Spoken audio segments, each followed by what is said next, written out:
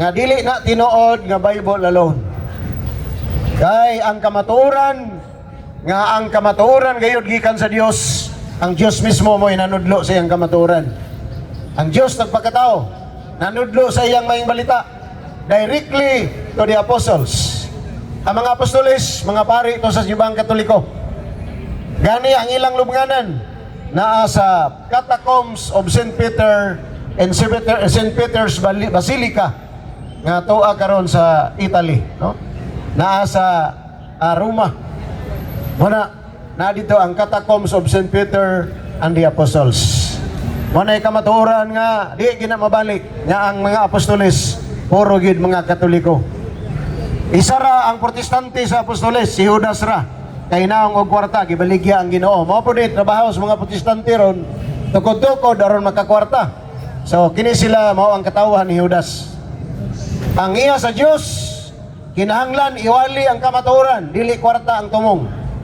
O kung nanaw ninyo mga founders sa simbahan, mga sikta, si Kristo ra gyud ang tinuod nga founder.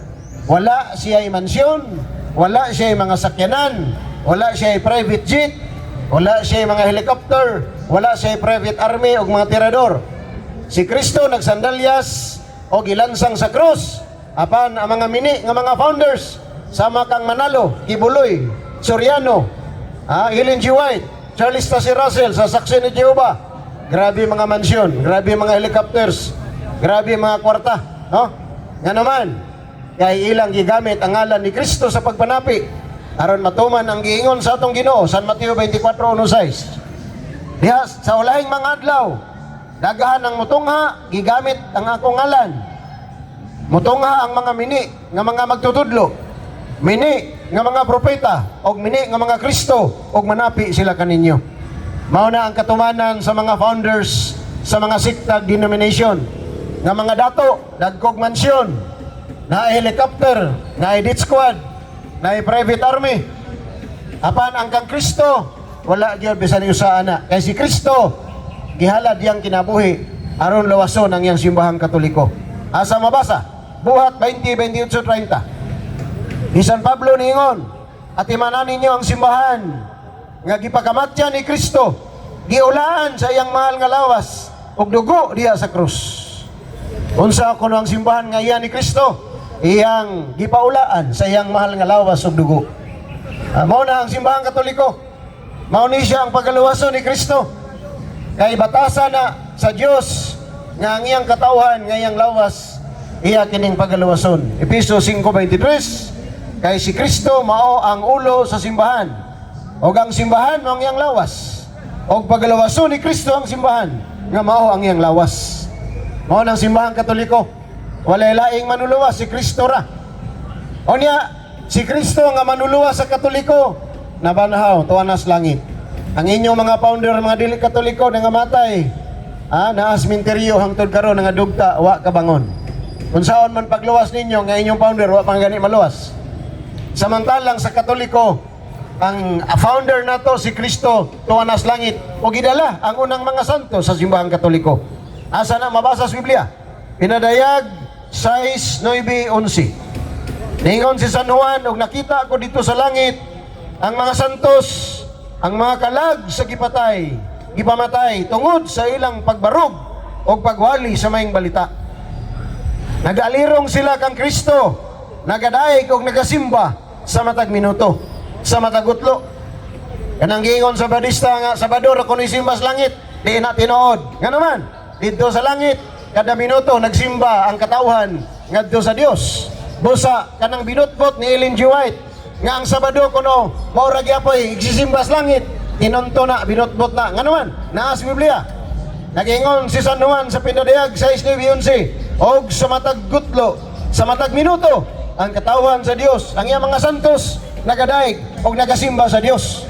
Ang pagsimba sa langit, mga igsoon, kada minuto. Pero ang gitudlo sa Sabadista, Sabado kuno. Wa na may Sabado sa langit, na ba di kalendaryo sa langit? Di ara man siyuta ng kalendaryo gibuhat sa Katoliko, gi-squat sa Sabadista, unya sila pa kuno tinuod. Ang ilang gi-squatan nga Katoliko, dili kuno tinuod.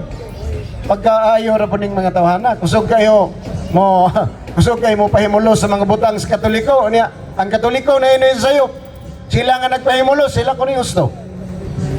Una mga igsoon, tanawan ninyo mga argumento nila. So, naanay na hilangit. Naana mga Katoliko tuas langit. Una ang pinadayag 6, 9, 11. Una ang proud Catholic ta. Natay founder nga nabanhaw. Natay founder nga naigingarian. Natay founder nga muda na to nga sa langit. Kung dili ka Katoliko, imong founder, wa kini kasod sa langit. Kana pagkahang mga sakop, unsaon pagdaan na. Nga di man si Kristo mo nagtukod na. Una mga igsoon, that would be the advantage of being a Catholic. Nga kita mga Katoliko, naagyoy ebidensya sa Biblia o sa kasaysayan, nga daghan ang nakaadto sa langit. Ang mga Protestante maingon luwas na, pero wa pa dyan na langit. Wa pa dyan na santos nila. Ultimo ilang founder, di masantos, nangadugta na asminteryo. Kabalo ko nga sakit ni nga kamatuoran, pero kinahanglan ipabati o ipadungog o isalti aron malumpag ka na mga bakak nga argumento nga gibarugan sa mga dili Katoliko. Mo na atong tumong ni atong rally mga igsoon. Aron matudloag kamatuoran ni mga tawana kay looy na brainwash lang sa mga pastors, sa mga ministro ni Manalo o sa mga ansyano sa Saksi ni Jehova. No, nibalhin na yun. Wa magtuon sa Katoliko pa. Niritsog pamalhin. Wa pagani pangutanag. Unsa kaning Katoliko, unsa ni ka tinuod? Namalhin na yon. Nailad ni Pastor Rutoy. Maingon ganit ag Pastor Rutoy, pastor nga kusog mo tutoy sa ikanapulo nga wa ginagisugo. Kay ang 10% ang gisugo ana mga pari. Malakyas 3:8 ingon ang Dios ang mga pari mo kolekta sa ikanapulo o dadon kini sa templo aron dunay kalanon sa templo. Pari ang gisugo. Why pastor gisugo to collect 10%. Muna 11 tinuod. Walay pastor gisugo pagwalig maing balita. Ang gisugo mga pari. Ang gihimos pastor nagwalig maayong pangita. Magwalig Isus tapuson kag pisos, magwalig Kristo tapuson kag 10%. Tanan pastor PBM na. Pastor burot membro alaot. Mao nang kamatuoran nga sakit. O daghan in taon ang makaluluoy nga nailad nila tungod sa ilang pag-brainwash niya ng Biblia nga iyas Katoliko. Nga ang Katoliko nga may tagiyas Biblia, mao na kuno'y wala sa Biblia. Ang Katoliko nga tagiyas Biblia, mao na kuno'y wala sa Biblia. Pagkada kong binuang. Ang tagiya na hino'y mawala. Ang nangiskot na hinon mo hina. Liina tinuod, bakak na. Busa makaluluoy in taon, kining naatik o nailad sa mga sectarianism, sa mga sikta nga tinukod og tao nga dili tinukod sa Dios. Gihimo silang gisupsupan sa mga halad, lagak, ikanapulo nga wa gyud gisugo kining mga dili Katoliko nga mangulikta ana. And even in the New Testament, there is no single verse in the Bible that Jesus Christ and the apostles collected 10%. Kung naamoy makita sa Biblia nga si Kristo nagsugo to collect 10%. Ihatag ang bersikulo kay mobalhin ko nimo, magpatuslo ko das kanal o kanang das tubangan. Dili ko sa tubig magpabunyag sa kanal. Manang tinuod, si Kristo wala gyud nanudlo nga mahulik lagi kanapulo. Tanan pastor, ministro, ansyano ug founders nakapangawat na sila. Kay giiatik nila, giilad nila mga tao nga manguliktag 10% nga wa sila gisugo. Pare ang gisugo, dili pastor. O niya, ang naghatag ikanapulo, nining kapanahonan karon, matod pa sa atong Ginoo mga alaot. Naaba sa Biblia, nga alaot ang naghatag ikanapulo, sumala sa pulong ni Kristo mismo na. San Mateo 23:23. Ningon si Jesus, pagkaalaot ninyo mga eskriba, mga parisiyo, mga maot, naghatag kamo sa ikanapulo, bisan gani sa mga lamas, sa iribaboy na o sa kabingag. Apanalimtan ninyo ang ustisya, ang pag-itiman sa mga byuda, sa mga ilog, sa mga kabus. Alaot kamo naghatag ikanapulo. Ana akong giingon ganiha, pastor burot, membro alaot. Kay walay pastor gisugo to collect 10%. Mao na sakit nga kamatuoran. Mao na mga igsoon. O ganing ikanapulo gi-enjoy ni ng sikta. Labi na ng Sabadista, 70 Advantage Church, Ha, nagkulik yun ikanapulo, luoy kay mga sakop ana, no? Unya doktrina na duhara. Adlong Sabadora og kanang pahulay. Mana ilang doktrina balik-balik. Kanya dito kuno sa langit ang Sabado kuno. Ha? Sa Sabado kuno ang simba dito sa langit. Tanan mga adlaw magsimba ang mga santo sa langit. Nganong limitan manimog Sabado. Kamo na mga igsoon. Sakit ning kamaturan nga atong gisulti pero truth hurts. Pero niingon ang Ginoo nga ang kamaturan maghatag kanatong kagawasan. The truth will set you free. Ano mga igsoon? Nga kung maminaw tas kamaturan, maluwas ta, no? Kung magpabilin ta sa bakak sa mga dili Katoliko sa ilang pag-personal nga interpret sa Biblia, private and personal interpretation, mga laglag na sila.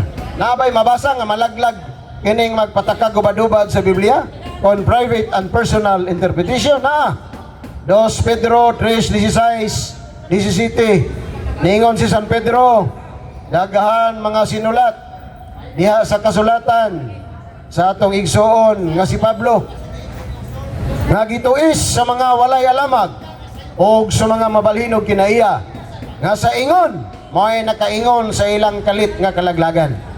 Unsa diay? Daghan ang lisod sabton sa balaang kasulatan.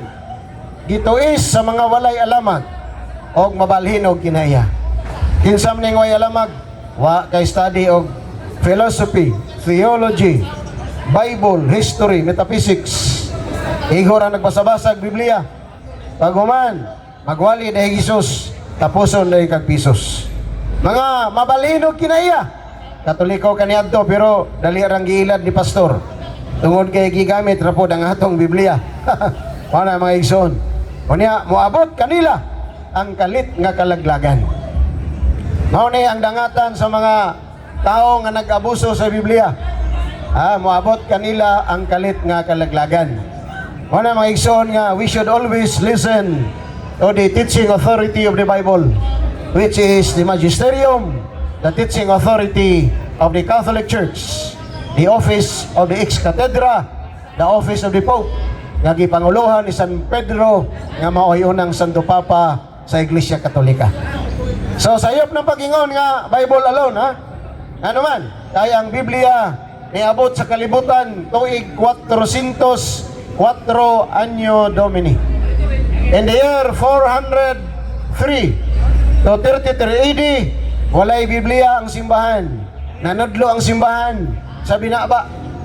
Og matod pa ni San Pablo sa 2 Tesalonica 2:14-15, niingon siya, kinahanglan inyong pagkadawaton ang among pagpanudlo diha sa mga pulong nga among gisulti kaninyo binaba. You should accept the tradition that once again taught to us, taught for us, and taught for you. Kinahanglan dawaton ninyo ang mga tradisyon, mga pagtulon ang kabilin nga gikan ni Kristo nga gitudlo kanamo o gitudlo usab nga na kaninyo. Mao nang tradisyon nga dili gyud mag-inusara ang Biblia. Unya kinahanglan pod nga ang Biblia naa siya teaching authority. Kay kung dili ta maminaw og usa ka awtoridad sa Biblia, masaag ta mudaghan na sikta. Niabot nag 60,000 tungod sa private and personal interpretation. Muna mga igsoon, kinahanglan gyud nga naatay teaching authority. Kay kung maminaw ta na mga pastors na lain-lain og interpretation, nan mga buhang na diha. Nga naman, usara may tinuod nga kamatuoran nga gibilin ni Kristo og otoridad, mao man lamang ang iyang simbahan. 1 Timoteo 3:15, ang simbahan mao'y haligi og sukaranan sa kamatuoran.